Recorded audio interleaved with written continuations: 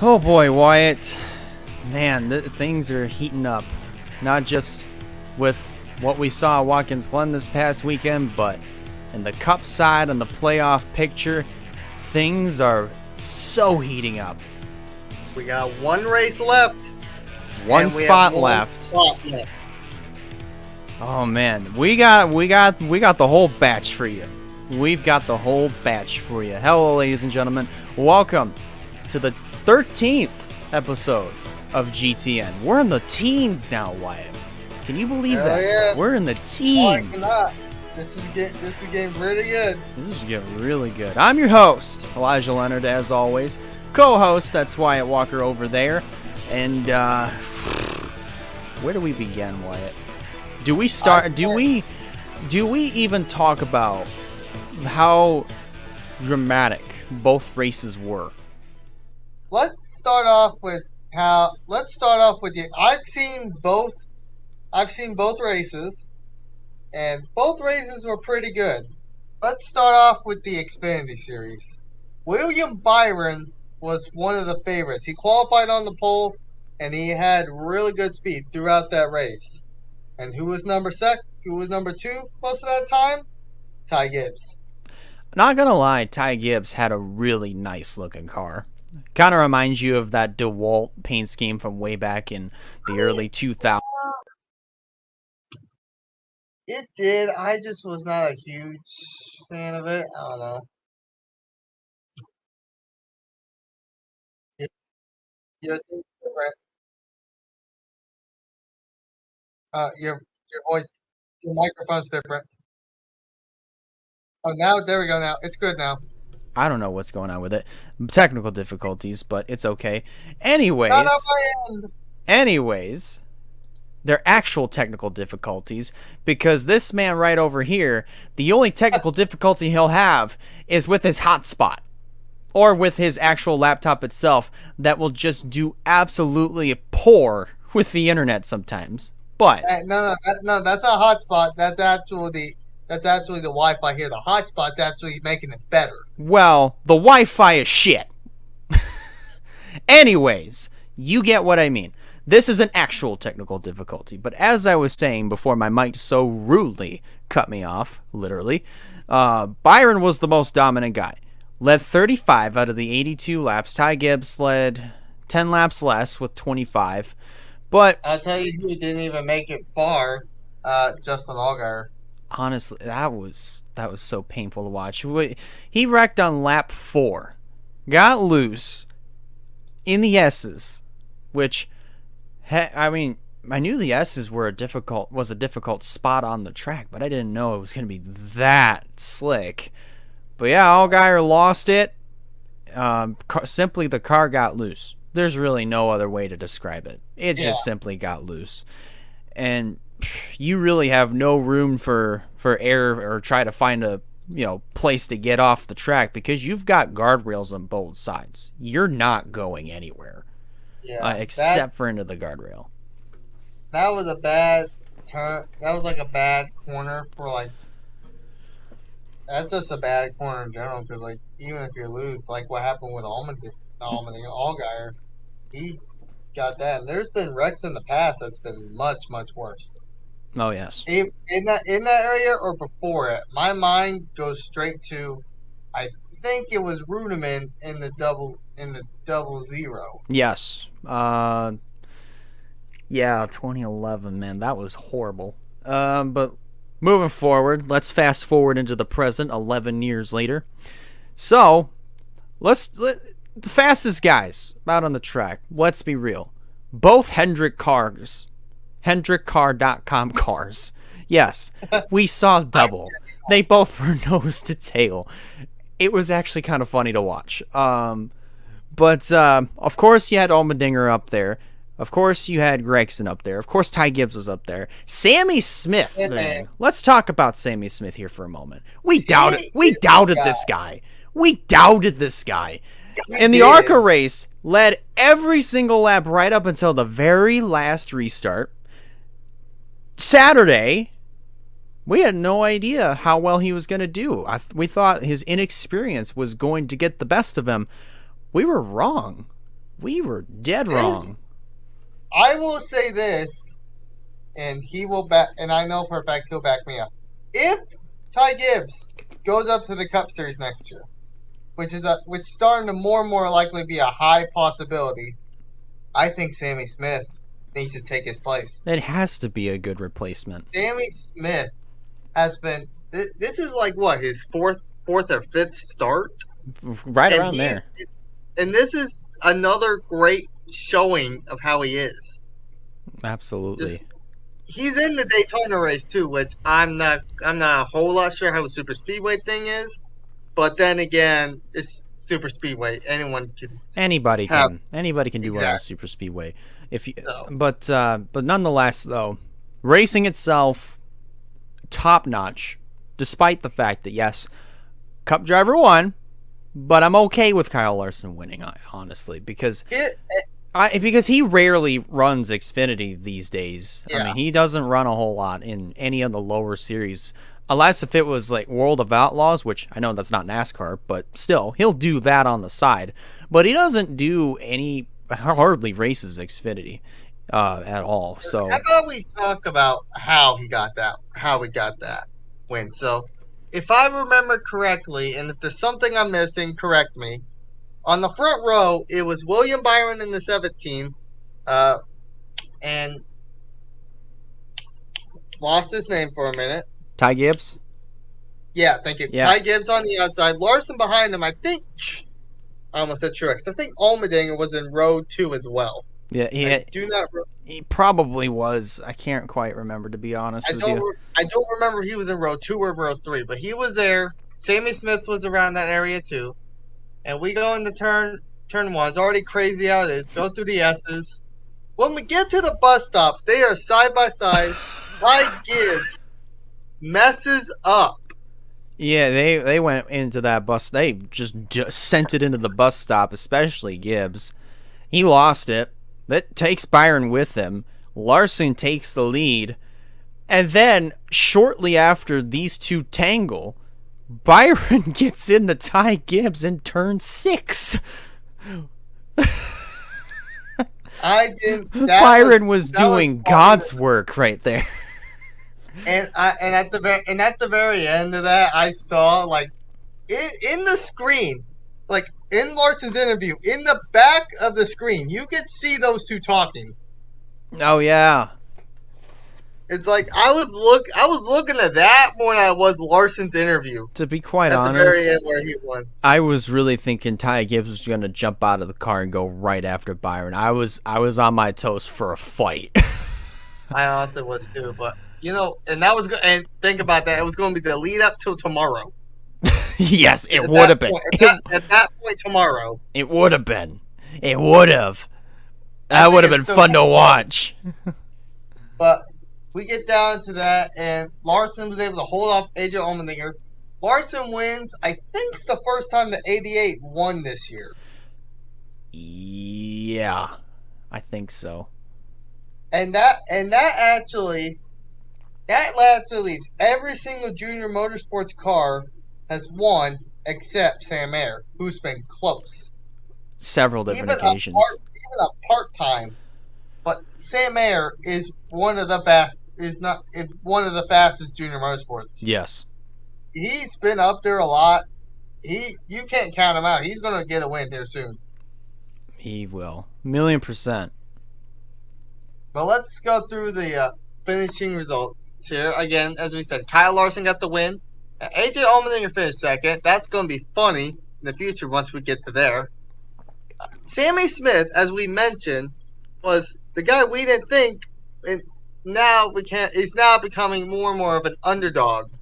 Yes.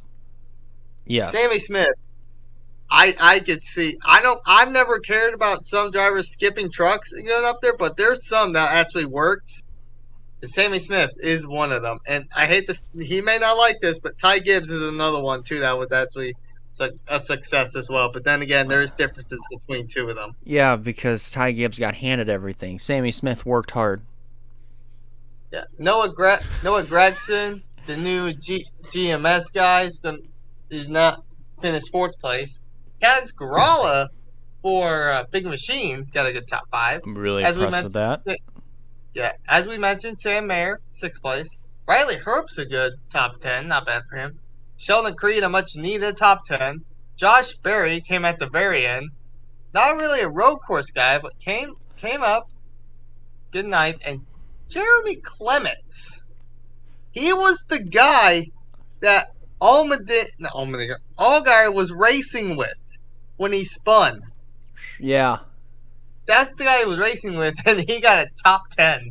How about He that, was a though? lap down at one point. Yeah. And then here he is. Just shows up instead of the top 10.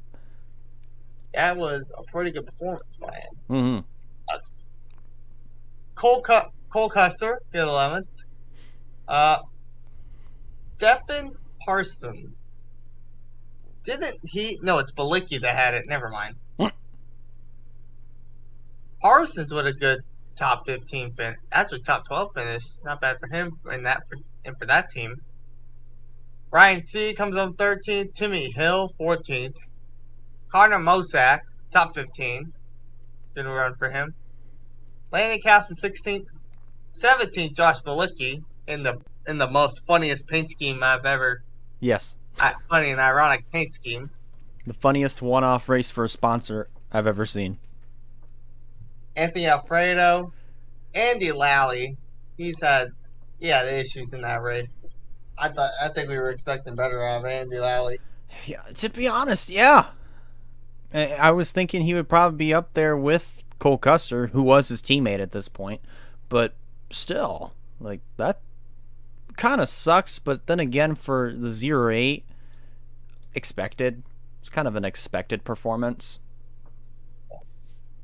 We got Brad Perez, 20th. Preston Pardis, 21st. Kyle Weatherman, 22nd. He was actually up in the top 10 at one point. Yeah. I think I remember seeing him inside of the top 10. I don't even know how to pronounce his last name. Scott Heckert. Heckert? Okay. Scott Heckert. This is one of the drivers that you struggle with. This ain't a driver I struggle with. He just struggles in general. Brandon Jones. That's a fact. 24th. That's a fact that he struggled that whole race. That's one of those races where you could just add it on the list of days that you just want to forget. I bet these two want to forget it too. William Byron, 25th. We got Bailey Curry, and then Ty Gibbs, 27th. Ross Chastain was in the sand pit. Yes. He didn't show up like we thought he would. He didn't necessarily show up until to the end, and then just fell right back when he went right into the sand pit.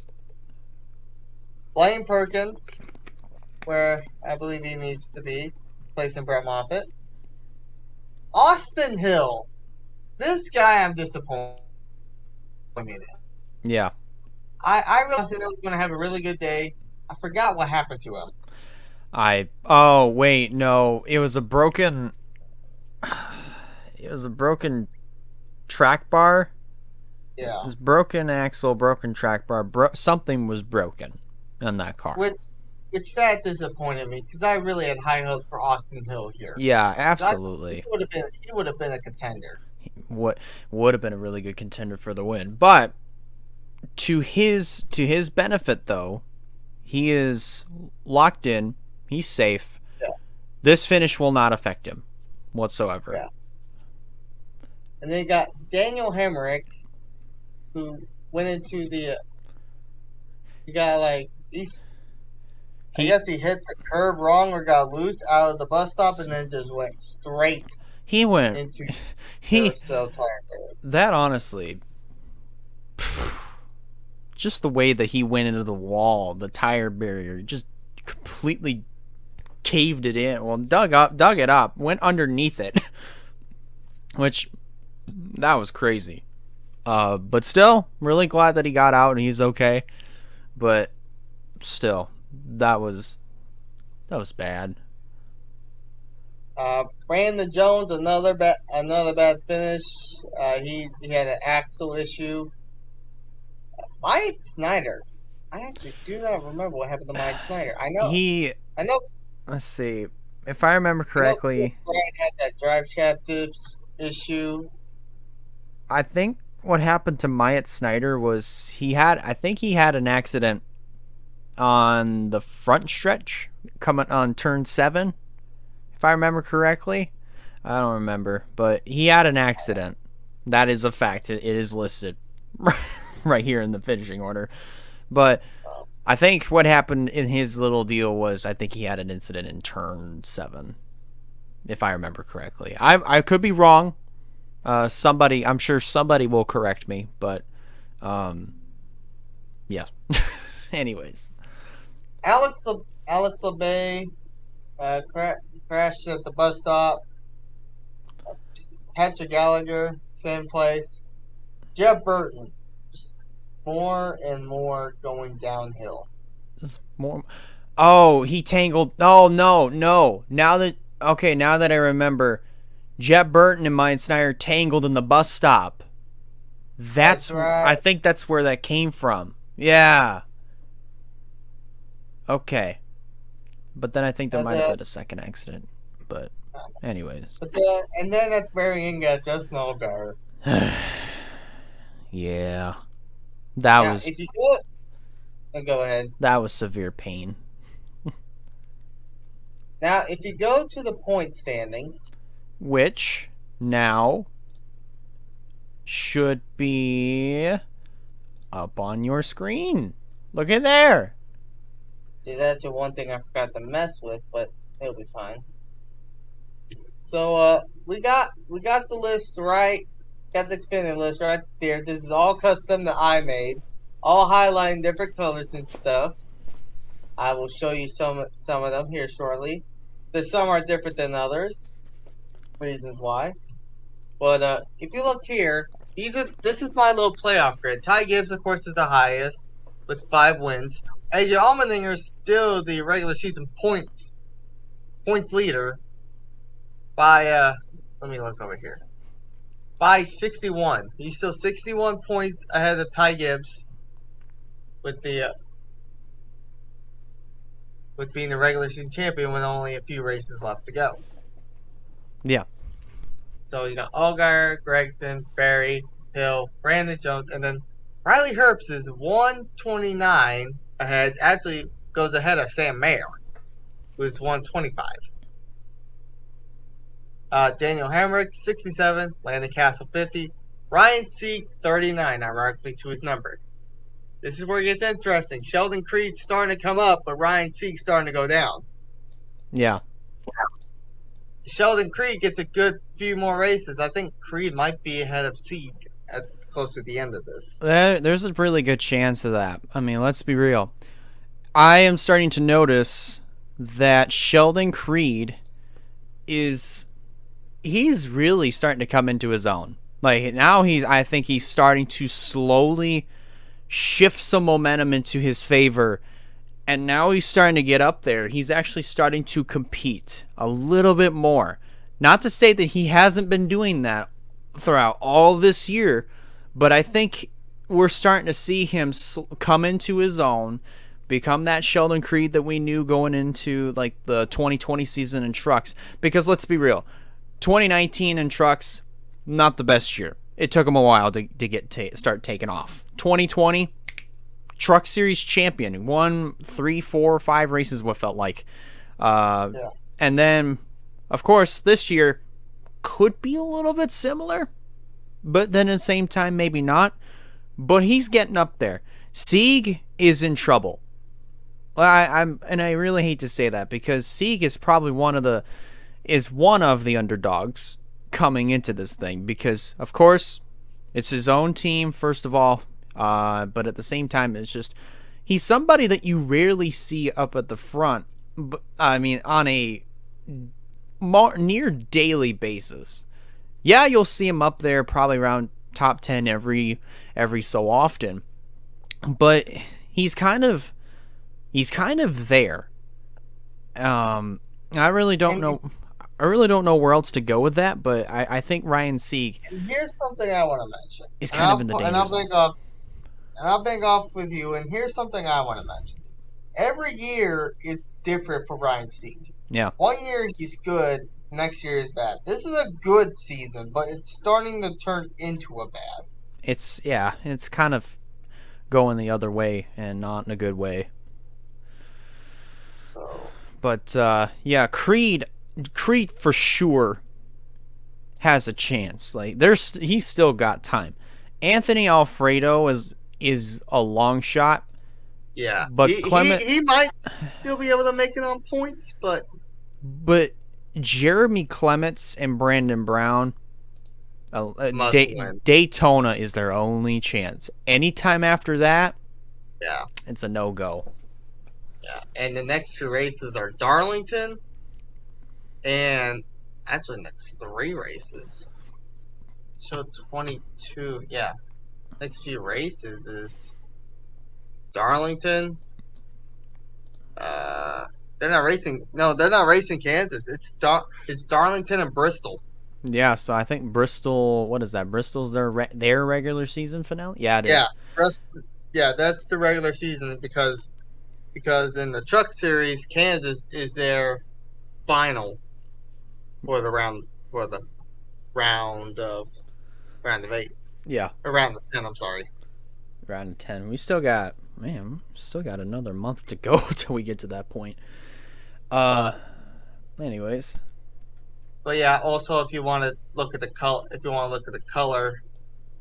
deals, just for reference, just for the Xfinity Series, I have a color code to where green's rookie, red is below the cutoff, yellow is above the cutoff, playoff drivers, blue is locked in by points, orange is regular season champion, pink when the field started, it was part-time drivers and playoff grade above or below. This one was new. Brown, I had for regular season champion. Or not regular season, I'm sorry, last season's champion. The playoff, I did a little interesting. It's every color. If you look at the if you look at the highlight color, it's all the top row, and it goes from like plain none, and then it goes to light gray, 3, 2, all the way up to black is like amount of wins. And if it goes higher than that, then it will just stay black and just add the X as you see on the wins times 2. Yeah. So. But yeah. And purple is Xfinity Series, which obviously. Yes. So now let's move over and switch gears to the Cup Series, where I'm going to let you take over some of this. Literally, because okay. So here's where I kind of was a little bit upset at the start. And partially I understand this. They were going to start the field single file, but at that point, this was before they officially got going. It was pouring rain. Like it was raining. Like legit raining. Still raining when the cars were rolling out onto the track and just getting their pace laps in. And NASCAR's like, "All right, there are some puddles that are being built up over like in the S's area, not the S's area, the bus stop area, a little bit in the S area. I think it was like down towards the bottom."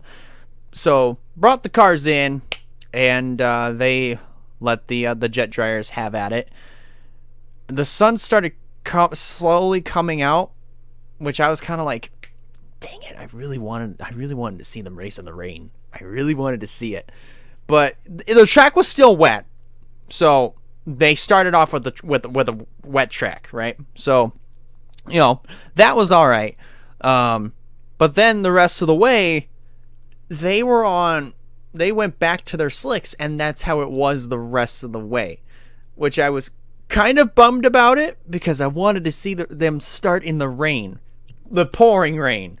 That would have been fun to watch, but I understand what NASCAR was trying to do. Anyways, the race itself, I gotta say, really good. I'd say top notch. Best Watkins Glen race I've seen since 2012. 2012, ironically enough. And that one has been shown up so many times to where the finish was one of the most memorable. Yes. Until the S's, it was between Busch and then Keselowski, and then the infamous wreck between them, and then Marcus Ambrose coming up. Yeah, Ambrose was just waiting in the wings at that point. But let's fast forward 10 years later. Just to reiterate, in case some of you were under a rock, there were 7 different nations that were representing this race. Of course, we had the United States, we had Germany, we had Mexico, we had Finland, we had Germany. You already said Germany. Did I? Said Germany twice. I don't care. Germany.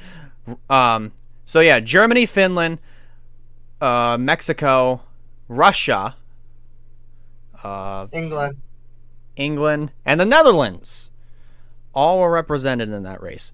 Yes, I said Germany twice because only one Germany. German times 2. Anyways, that's for a 2x combo for Germany. But let's talk about this. I kind of was expecting them to, if the race was going to play out in the rain, like at the very start, they would have probably started like strategizing their way to the front, especially Kimi Räikkönen. But we didn't really get to fully see that. He did. I think he worked his way up inside of the top 10 at one point. Yeah, he but did. And then eventually, of course, yeah, some other dilly-dallies happen. Unfortunately, Kimi got taken out halfway through the race, which kind of sucked because he was doing so well. He was doing and really well. As soon as I saw it, you could have asked my dad and Gekken. I was like, Kimi, no! No, I really hated that. I hated that, but he was out. But aside from that, the racing itself, as I mentioned, top notch. Best road course racing at Watkins Glen I've seen in a while. But to keep on fast forwarding here, I was thinking, let's see, who were we thinking was going to be up there? Of course, having a shot. Larson, when we got to the end, was up there. Allmendinger, of course. Michael McDowell was up there. McDowell actually won a stage, I think. I think he did. But you all said Chase Elliott was up there. And with this car, the regular season. He did. Which I think that was after the completion of stage 1. But let's be honest here. We had no idea what this car was going to do at Watkins Glen. And we didn't even have any idea how they would race on the rain tire. Well, we saw that, but unfortunately not the way that I would have loved to see it, in the pouring rain. But when we got to the dry, they actually raced pretty good. Last restart. All right, let's get down to this one here so that way we can get to the finishing results faster. Larson, Elliott, front row.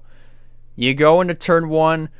Larson overshoots the corner, gets into chase, and then he runs away with the lead, and Allmendinger took second away, and that's all she wrote.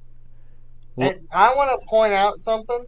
Who did we say was the top 2 in the Xfinity Series? Oh, gosh. Kyle Larson and AJ Allmendinger. Ironically enough. Who's the top 2 in the Cup Series? Kyle Larson, AJ Allmendinger. That was funny to watch. That was funny. The mic's messing up again. There we go. Anyways, we're back. My mic's being a... Anyways, the finish was really good. Larson knows what the move he made was dirty. He's not proud of it, but he had to make the move to win the race. And yeah. I think Chase Elliott would have done the same thing in his shoes. Mm-hmm. So, Yeah, the finish results. Kyle Larson. Kyle Larson won the race, and Allmendinger got second. First two again. Joey Logano, third place. He had a legit shot to win this race. Chase Elliott, the one who should have won the race, got fourth. Daniel Suarez for Trackhouse, the only Trackhouse guy to actually make the top 10 and top 5. You done playing with your mic over there? While he's doing that, Michael McDowell, the guy we were talking about, who I believe could have been the spoiler if he would have won the race. Michael McDowell would have been a crazy good spoiler at Watkins Glen. Came home 6th, not bad. Tyler Reddick came home 7th. Christopher Bell came home 8th. Chris Buescher 9th. He's starting to become more and more of a dark horse driver, and just in general, along with Eric Jones, who finished 10th. Yes. Then this is something you don't hear often. Cole Custer gets 11th. Very impressive. He had a good strategy. He almost came home with a top 10. Came home 11th. Pretty good day for Cole Custer. Kevin Harvick, 12th. Austin Cindric, 13th. Good run for him. Alex Bowman, 14th. Stenhouse, 15th. Ty Dillon, 16th. Beating out his brother again. Justin Haley, who qualified good, and I don't know what happened to him. Just came home 18th. Just not a good day. Brad Keselowski qualified good too. He came home 19th. Denny Hamlin was barely was barely shown. It's a top 20. Ross Chastain 21st. He's starting to have more and more bad runs. Yeah. William Byron, the guy who was dominant Xfinity Series, came home 22nd in the Cup Series. Still beat out Ty Gibbs. I think it's funny, but yeah. Martin Truex Jr. a no-show that's good at the track. Ryan Blaney also a no-show, finished 24th. That's surprising. Chase Briscoe, actually he won the stage. Yeah. Chase Briscoe won the first stage. Yes. He finished 25th. Ty Gibbs 26th. Corey LaJoie 27th. Harrison Burton 28th. Eric Almirola, who didn't really do much, unfortunately, despite being. We'll talk about this later, but he's back in the 10 next year. Was it made official? It's basically made official. Are you sure? Because there's 100%. There's a. Because there was an article that came out saying that he hadn't officially made his decision yet. Like, it's not final. But it's still in the process to where it's going to be final. So, we'll see. Eric Almirola is most likely going back to that 10. We'll see. Mike Rockefeller gets top 30. Joey Hand, 31st. Kyle Busch, 32nd. Yeah, it's because of that one spin on the exit of turn 1. That one spin. I'm going to butcher the name. Loris Heseman. Got it correct. All right. Cody Ware, Bubba Wallace, who pitted at the very end due to suspension issues. Daniel Kvyat. Kvyat. Damn it. I just realized something. Look at Heseman and look at what's his names. Daniel. They're supposed to be teammates. Teammates. Yes, they are. Yes. Yeah, but look at the manufacturer. Yeah. I mean, Rick Ware Racing did it once upon a time, so. Kimi Räikkönen, a guy we thought was going to do good, got there. How about Todd Gilliland? Let's talk about Todd Gilliland for a minute. The rookie. The rookie was leading the race and actually doing really good keeping the lead. Yeah. He did well at the very beginning, and then all of a sudden he just fell off. Rear end issues. Yeah, rear end toe link, I believe, messed up. Not toe. rear end axle, I think, broke, and he ended up being done for the day, despite actually doing really well getting that car up to the front. Yeah, I was really impressed with him. that was It's super showing that impressive. it's actually showing that he's been kind of getting in more in the road, better, good, doing good road course guys. He's definitely getting help from his teammate, who is a really good road course guy, and It's great tips as well. Like, and the rookie's taking it. Todd Gilliland's probably going to be in this 38 for a little bit. I see. I don't think he's yeah, going anywhere. I yeah, think Todd Gilliland's staying in the 38. yeah. I'd And then we be got Kyle Tilley, Kyle very end. with steering issues, which sucked. But Yeah, as far as Todd Gilliland, really wouldn't be surprised if he got a contract extension. I really hope he does. Like, that would be really beneficial for him. definitely. And there's stuff I have not done yet that I need to get taken care of. You need to check it out. Points are on But your screen, by the way. points are on the screen, but there's stuff I need to do that I forgot. Let me see. If you see what I'm doing, you can help me with it.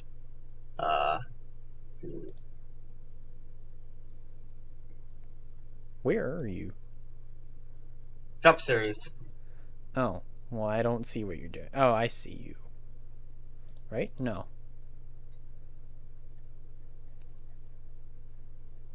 Yeah, I don't see what you're doing. Well, you're not looking at the right spot too. Well, I don't see where you are.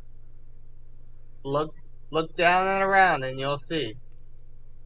Oh, I see you. Yes.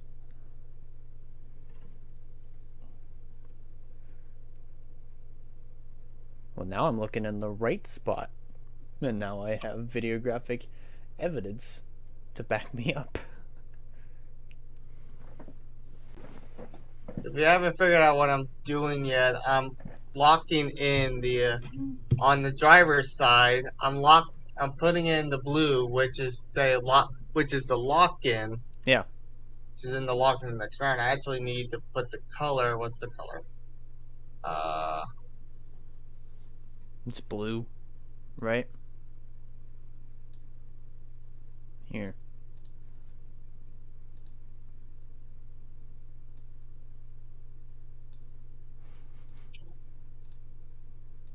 Want to do this and put Elliott as purple because he is the regular season champion. Why is that white? Oh, because it was hard to see. That's gonna throw me off. With dark blue and also brown, and you have black coloring for the words. I can't see. I mean, I get that. It's gonna throw me off, though. It's gonna throw me off bad. I don't see how it would throw you off, to be honest. Because I'm used to being the black colors, not the white colors. I don't know how you could see that. No, I really don't. I'm just pretty good I at don't get it. it. Anyways. So now that I'm getting the last touches in, we got these guys are highlighted. I just highlight down here in the win. Also in the point standings, 9 through 15 are locked in in general. They were originally just locked in by wins, but now they're officially locked in because there's 15 playoff. There's 15 winners, and we have 15 different winners, and now we have one race left. So we have one spot left to be locked in. So Kurt Busch is officially locked in, despite not racing the last 2 weeks. Thank the Lord above. Elliott has a purple in his name because he is locked in as the regular season champion. Yes. So now, as we go through the points here, barely much points to talk about. Because Ryan Blaney's only up by 25. Yeah. Truex is only down by 25. Truex needs to have a really good race, and Blaney needs to have a really bad race at Daytona for those two for it to be any effect on that. And if they both have a bad race, think of who that pulls in. That pulls in Eric Jones. That pulls in Almirola. That pulls in Austin Dillon. Not by points. Well, no. Listen. Because Daytona obviously is their last chance. That's why I'm saying they get pulled into this. Yeah. Of course, obviously not by points, as you could see. It is simply because it's Daytona. And you look at all these if you go down the drivers, you look at all these guys up in orange who has not won. Orange and some green. Green is still rookies. Orange is just a driver color. I just choose orange because why not? All the other ones, especially Truck Series on the bottom, has their colors for their team. Yeah. Not team, their season. But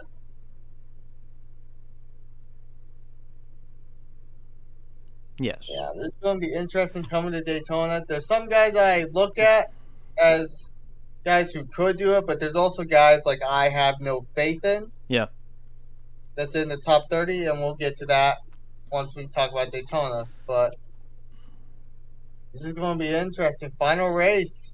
Is there going to be a 16th different winner at Daytona, or will it be a Ryan Blaney versus Truex? That's the question right now. It's kind of a blend of both at this point, but one way to find out. All right. So, now that that's out of the way, the one and only breaking story that I've seen, unless if there's more, is Kurt Busch wasn't at Watkins Glen, and he's not going to be at Daytona. He's expecting to come back when the chase starts, and I get it, because I think with the fact that he's still not 100%, it is concerning, but at the same time, for him to not be in the car at this particular stage, it makes the most sense, because you want him to come back 100%. And, of course, Kurt's going to go into this awareness knowing that he might not make it out of the first round. As I've mentioned probably about a zillion times already. But he will go down swinging. At any possible rate, he will swing for the fences. And if he gets eliminated, well, at this point, he won't have anything to lose. He can go out and he can just mix up everybody else's days. And that's also going to be a really interesting question coming next week when we got the 16 playoff drivers. What is our playoff prediction grid going to be? That is the question for next week. Yes, absolutely. The only other thing I see is the Nemecheks are going to be racing together at Daytona. Father and son. Father and son will be racing at Daytona this weekend. They're both going to be... They're both teammates. They're both teammates. You can correct me if I'm wrong. I think John Hunter's in the 26 and Joe's in the 24. Yes, sir. Or is it backward? It is actually. Thank goodness it's the third to last tweet from the bottom. But yeah, that'll be cool to see. But other than that, you'll get to my own notes here shortly. You'll see it, but I think that might be all the news, maybe? I think so. So, without further ado, let's preview. We're not reviewing Daytona yet, but we're previewing Daytona. As we have mentioned before, for the Xfinity Series, It's just another step towards their playoffs. For the Cup race, for the Cup Series, one last opportunity, one last chance for any from Blaney and Truex, Jones, Almirola, everybody else on down inside of the top 30, maybe anybody else outside of the top 30 to get a win. Maybe won't get them in, but if you're inside of the top 30, last chance. And I want to bring this up. Is like I want to go.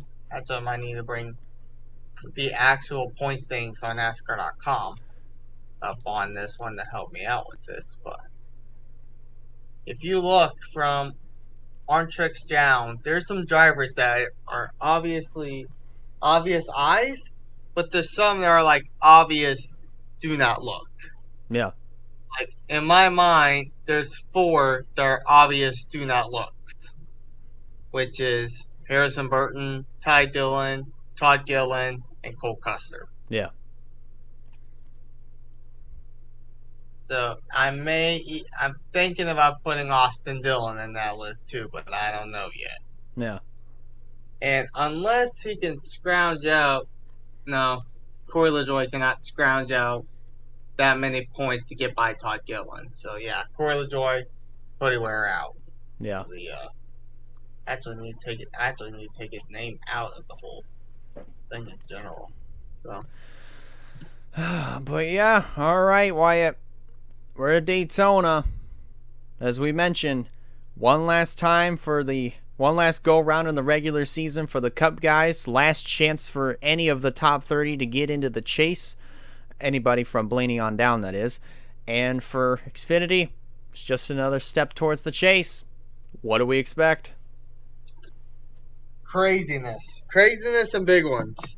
We all know at Daytona we always expect the big ones, and especially for the Cup Series side, it will be a game changer on who will make it and who will break it.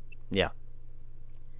And if you're involved in a big one, and if you're one of the guys who have not won yet, you are most likely done, and you're not getting in. You're not getting in the final spot. Yeah. If you have a win and you're fine, then if you have a win, then you're just fine. Yeah, you're still in. Yeah. But if you're a driver like mainly Blaney and Truex, if you two get involved in a big one, and there's not really a lot of repeat winners, then you guys are probably screwed. Yeah. And I think super speedways, and the first guy I think in my head is Justin Haley. Yes. College racing, super speedways, Cup Series has not been as good, but you still look back. Haley's in the Xfinity Series too, and he's going to get more help. And there's going to be a 4-car team, 4-team in college racing in the Xfinity Series. 4. They're a threat. They are 100% a threat, and that is a team that's going to be that's definitely a team that's going to be trying to work together. Especially, and Noah Gregson's in the Cup Series too. Not in the 16, but the 62. I think he may help. I think he may also help his colleague teammates. Yes. In the 16 of Hemrick and Justin Haley in the 32, but 31. 31 Justin Haley and Hemrick. What'd I say? You said 32. Oh, my bad. This is going to be really interesting.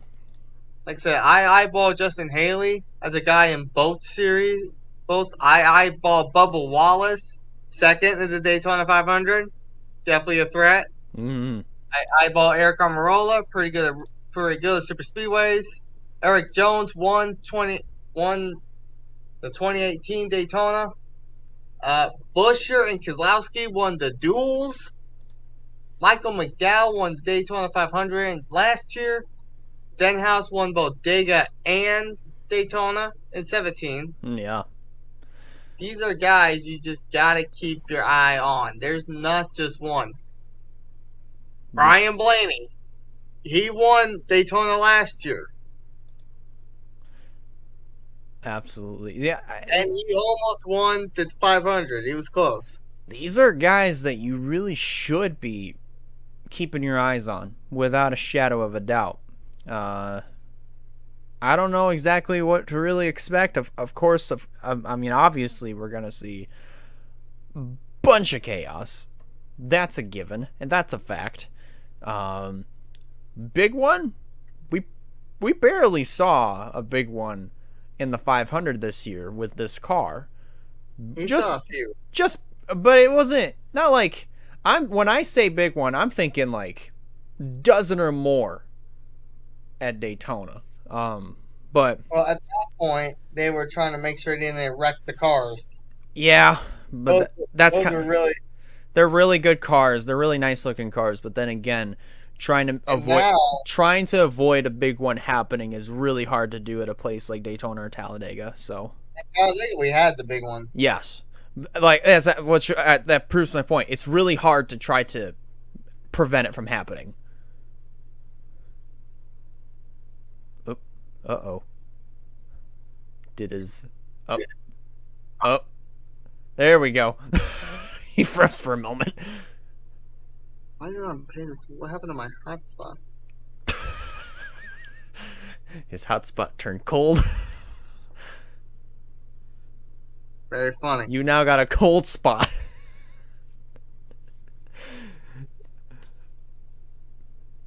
Uh-oh. He's frozen again. Yep, there he is. There we go. I don't know what. It's like it's going in and out. Go check it.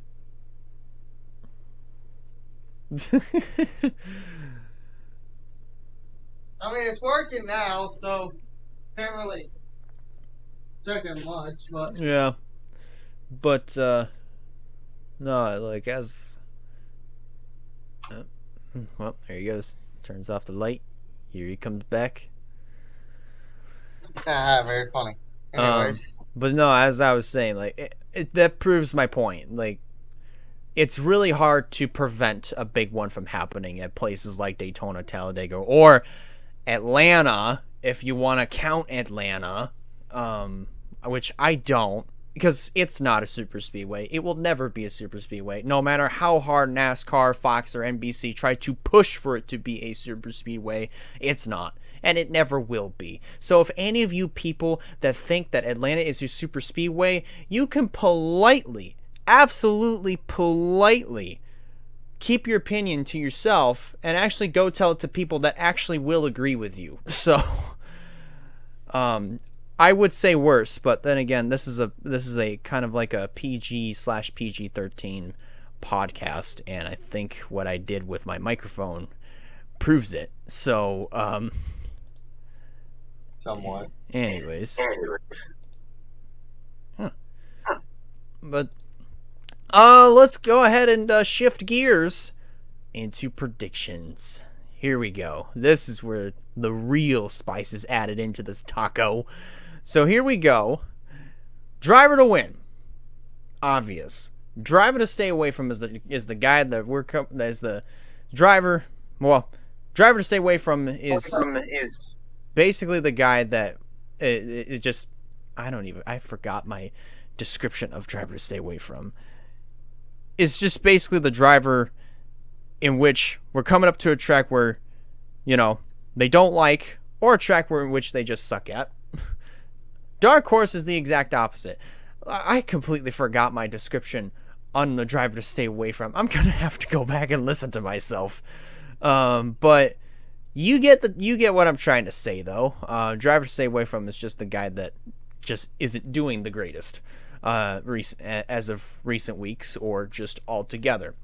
But it's Daytona, and anybody can actually mix things up. Anybody can win, which would add a lot more hot sauce. Hot sauce to this quesadilla. But here we go. Wyatt, you are up first.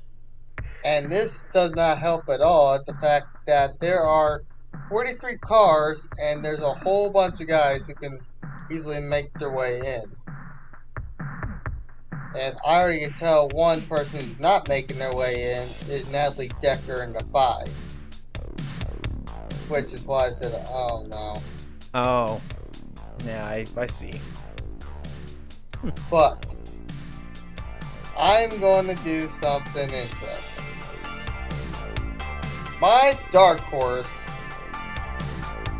cannot go wrong with this team in this series. AJ Allmendinger is my dark horse. Colleague Racing, you know the drill. Colleague Racing. Yeah. Driver to stay away from. What the hell? I did not even know he was in this race. And I don't trust him enough to even know he's going to do good at it. Ricky Stenhouse Jr. I was looking right at his name as soon as you said that. Rick I knew about it Stenhouse for I knew about it for a few from. minutes. He's my driver to stay away from. My driver to win. He's coming back in the Xfinity Series. He's going to own. He's going to be the reason why I call him the Super Speedway guy every time in the Xfinity Series. Justin Haley in the 4th Colleague Racing entry. He is my driver to win. It's a good choice.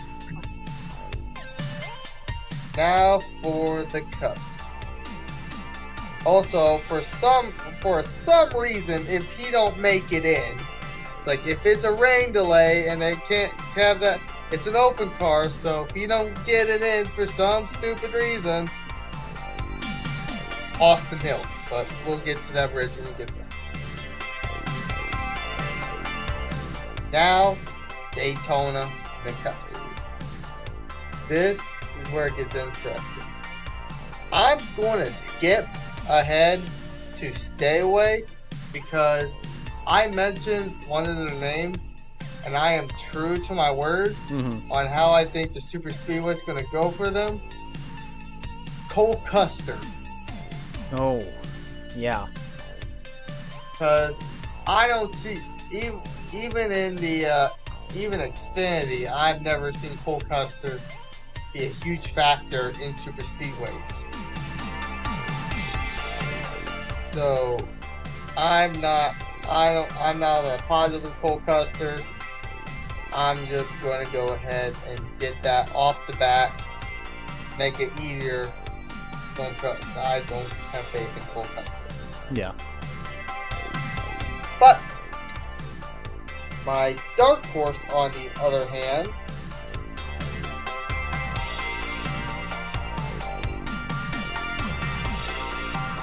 Brad Keselowski. Good choice. Brad Keselowski's my dark horse. Obviously, he's one of the best in super speedways. He only has one Daytona win, but he has so many. He has like 6 Talladega wins. Yes. So he is no surprise. He won. I forget which duel it was. I think it was duel number. Was it 1 or 2? I don't remember. Who? Busher? Or... Either one. Busher won the second one. That's right. Kez won the first. Keselowski won the first duel race. RFK swept the duels. Which that was really yes. And that Brad Keselowski is definitely my driver. That's a dark horse.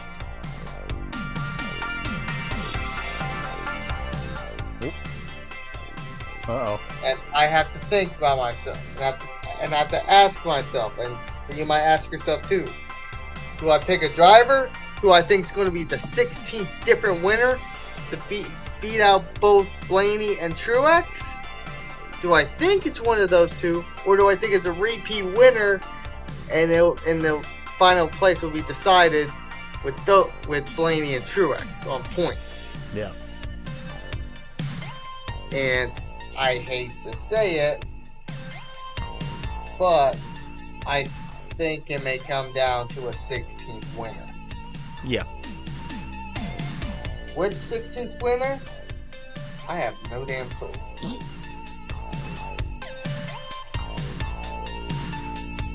I would love it to be him, but I do not think it's going to be him. You know what? For shits and giggles, because I honestly don't know. It's a wild card race. Anything could happen. Back to back, Justin Haley. It's not going to happen. I know it's not going to happen, but I can't really pick anyone. I can't decide. It's for giggles. I'm going to go Justin Haley just for fun. This is probably going to be the only one I do for fun. Very interesting there. That's actually not that bad of a choice. It's not bad. I know it's not going to happen, but it's a fun pick. Absolutely. All right, folks, it's my turn. So, of course you're gonna say that. So here we go with my driver to win. You know what? It's Colleague all day, baby. Justin Haley, driver to win. Driver to stay away from. Oh my gosh. Who do I choose? Maybe Sheldon Creed as the driver to stay away from. Ooh. I hate to do that to him, but I agree. But still, it's like I don't recall him doing the greatest at the season opener at Daytona this year. Dark horse, AJ Allmendinger actually is gonna be my dark horse for this one. Cup. Now, I'm gonna go with some shock factor here. You ready to hear this? Okay. Driver to win, Bubba Wallace. He was a name I was thinking about doing him too. I had thought about this for weeks. Bubba Wallace. Let's face it. And I think I think it's time some other people face the music here. Bubba Wallace has shown this year he can win. Like he can legitimately get up there and start winning. This car has really aided him in a big way. I think it's even aided 2311 in a big way. Because yes, Bubba has his slip ups. Every driver does. Even your favorite driver does. So RJ, the guy who loves Chase Elliott, even your favorite driver slips up too. Admit it. Anyways, but yeah, Bubba Wallace, shown he's got speed. He finished runner-up in the Daytona 500. Very well coulda, woulda, shoulda won it, but of course Austin Cindric won, so still happy about that. Coulda, woulda, shoulda won Michigan, which he had the car to do it.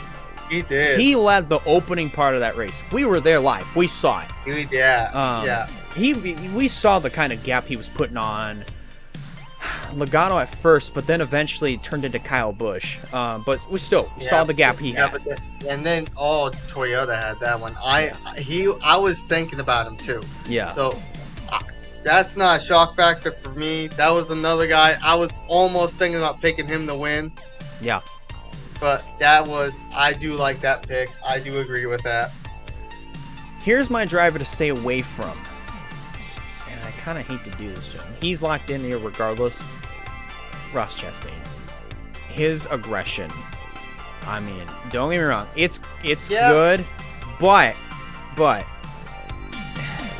just at this stage of the season, though. At this stage of the season, he has been involved in. Here's a stat for you. Watkins Glen marked the 7th race in a row where he has had an altercation with another driver on track. 7 races in a row. Yeah, Daytona, it's really high up there. It's gonna be 8. Really high up there. Despite if he's involved in it or not, I do agree with that. My thing is, he did win Talladega just by being safe and then let the guys up front duke it out. That's another thing. That is another thing, but at this stage of the season, though, this is where Ross, regardless of whether if he's locked in or not, I feel like Ross is starting to crack. Like, don't get me wrong, he's got fast cars. He can run up there, top 5, top 10. He can even lead.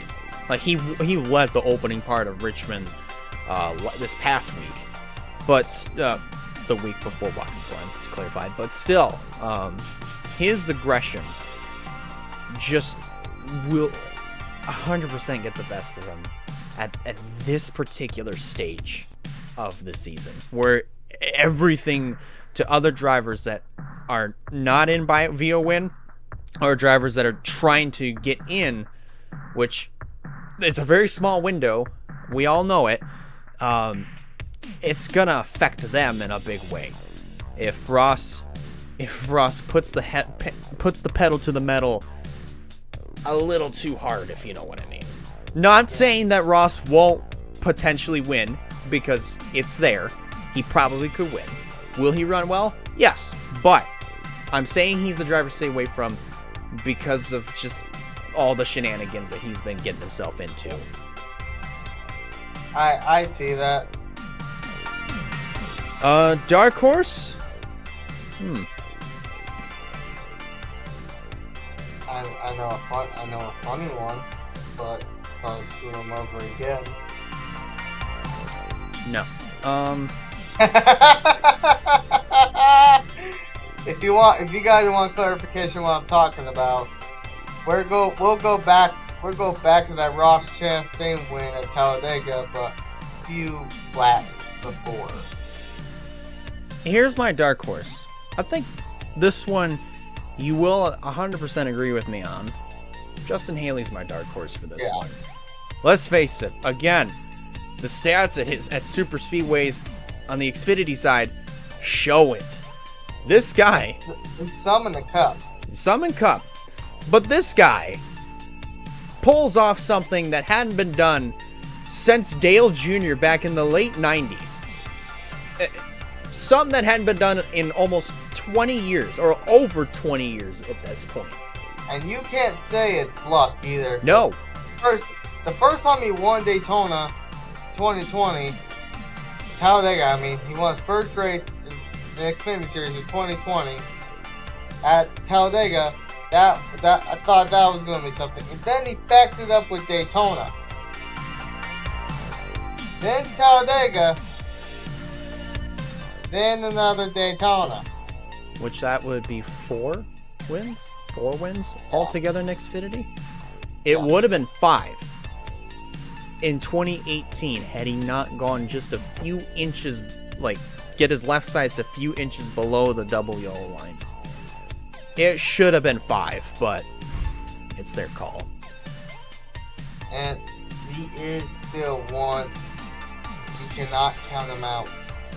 Absolutely. That's just one guy you cannot count out in these super speedways, especially that team. Yes. Don't forget, you look back at that team, they've won a restrictor plate race every single year.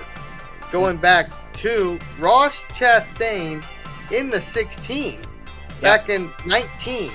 Yeah. 2019. They're Colleague Racing's first ever win. A 1-2-3 if Allmendinger didn't get disqualified. A 1-2-3 finish, and that was the first time they added a third car in. And that happened. And then fast forward to 2020 with Justin Haley. Then next year you got Jeff Burton getting his first win. Then Haley backing up with another one. Allmendinger finishing second a bunch of those times. Mm-hmm. Not to mention Colleague Racing getting a 3-wide finish, all ahead of each other at Daytona. That was impressive. I loved that. You cannot count this team out. No. Not on super speedways. Never. Never, never, never, never, never. They have got an incredibly strong super speedway program. It is shown within the last 3 years how strong their super speedway packages really is. No, it is 3. Let's see. Yeah, because 2019 in July with Ross Chastain, then 2020 Talladega through Daytona to Talladega, then Talladega and Daytona with Jeff Burton at Talladega, and then Justin Haley at Daytona. Here's my thing. I don't think they were as strong this year as they were those years prior. Yeah. But you got 4 Colleague cars. Yes. 4 Colleague cars in the Xfinity Series. 4. That is something that you cannot ignore. No. You can't. It's going to be impossible to ignore. And just imagine if Kaulig Racing actually becomes a 4-car team. That would be interesting to watch. That Kaulig Racing would be from, let's see, what is it, like a 7-year prior deal, I think. They start what, 16? Yeah. They debuted in 16 with Blake Cook. And they almost made it to the Final Four with him, believe it or not. Like, they almost did it. And you look at that, and you think from 16 all the way right now, they went from being a 1-car team through 16 all the way to 18. Then 19 they had a 2-car team, which that was like split between a couple guys, and then you got another car, add a 3rd car that actually won the race. And then just from there, it's been a 3-car. It's been like a 2-car, then a 3 part-time. Now all 3 full-time. Yeah. Imagine if there's a 4-car team. This team would be unstoppable. They would annihilate everybody. Everybody. It would be a really interesting fight to see who will do what in the playoffs. We thought this year was crazy. Kaulig Racing make a 4th car, and you have to count, even if you don't like them, you have to count it. 6 super speedways. If you count the Atlantas, which we may not really count, but the way they race, 6 super speedways, 4 Kaulig cars. Yeah. Yeah. That spells trouble, my friend. It does. It really does. Well, Xfinity's going to be trouble for on the Xfinity side in Kaulig. Cup, that's a question mark. But we'll get to that when we get to the weekend. So, Wyatt, any final thoughts before you get this spicy Daytona weekend underway? Let's just see. Can't wait to see the final regular season of the Cup Series, and let's get this started. Just see the craziness, who goes where, who's what. This is probably going to be one of the craziest season playoffs yet. And we still have a bunch of silly season stuff left to do for the rest of the year. So we do. By the way, before we go, just want to let everybody know, we'll be doing a live reactions to the regular season finale on the Cup side at Daytona. So that will begin at 6:50 p.m. Eastern Time. If you're interested in checking that out, joining us for the reactions, I really hope we get a good turnout. I mean, and that's on Saturday, if I'm not mistaken. It's on Saturday. So I need to figure out a good place to watch this and figure out, because I need to get a good antenna or figure out where the best place to put that antenna. Yeah. So I need to figure stuff out before the race, but this will be really interesting. Should be very interesting. A reminder, that's August 27th, 6:50 p.m. Eastern Time on the Elijah Leonard YouTube channel right here. If you're watching this on YouTube, Spotify, it's the Elijah Leonard YouTube channel, so be sure to check that out. Give me a subscribe if you like the fine content that comes out on that channel. And I've got a lot of videos that are scheduled all the way out till towards the end of September. Towards the end of September, that's how far ahead I am. But nonetheless, thank you guys a lot for watching. Thank you guys a lot for listening on whether it be YouTube or Spotify. If you guys like this, be sure to give it a like. And if you haven't, consider subscribing. I recommend you do so to keep up with some fine content coming out in the near future. As I said about 10 seconds ago, if you're listening on Spotify, be sure to hit that follow button on Spotify if you're brand new, so that way you don't miss a single episode that comes out in the near future. And that pretty much does it for us. Wyatt, we've got a lot of action on our hands, and we're gonna be watching this thing. But we'll see you guys on Saturday night. On behalf of Wyatt Walker, I'm Elijah Leonard signing out. Take care, guys. Have a good night. As I said, we'll see you on Saturday night. See ya.